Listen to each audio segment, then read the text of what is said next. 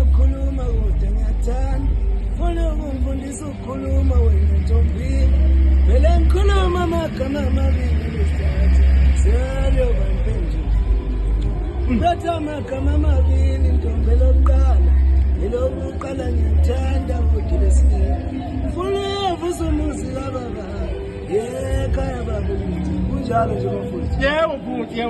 ufuna abantu futhi sibongo uduba uthi sibongo igama masike emsini emabovile siyakubona mfowethu abantu bayithanda bonke ingoma yakho lapha ku-TikTok mfowethu akekho umuntu ongayithakaseli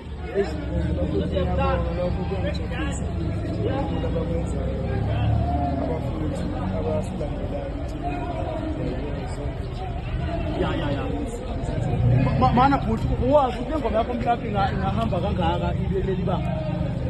bengingenakho lokho mfowethu ungithusile kwayimile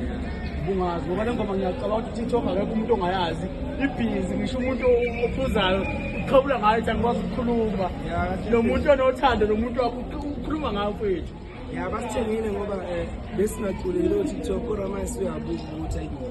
semuntu uzogcina sekhulula khona ukuthi u-TikTok by mina kungithusile indlela ebenziwe ngakhona u-TikTok udlala indima enkulu kakhulu emsebenzini wami kulo nyaka. Ingoma yakho uqala le akusiyona oqala khona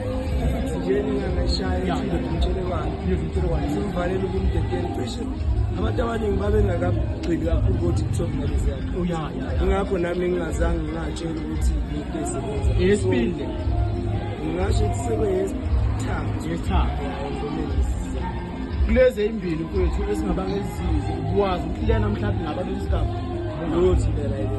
kunje kube phansi kwena inzima kakhulu phela ngoba nakwimakethe ngiyabona namasenti nangenayo lapho kuma-views cishe njengamanje si-94 million views so nami ngiyabuka e-akhawuntini le yakhona ukuthi something ngiyenzakala so kungithuse kakhulu kwenza ukuthi kuyangigqugquzela-ke shuthi fine iqhubeka kakhulu ngizoqhubeka nje nokudropha ama-EP mhlawumbe 2 or 3 episodes ezulanga mfowethu ngiqamba mama le ngoma idla umhlanganiso kakhulu mfowethu yabona umuntu oya eSouth Africa ongayazi angazi ngabe uphila kuphi umhlaba kodwa nje idla umhlanganiso kakhulu angeke ngize ngathi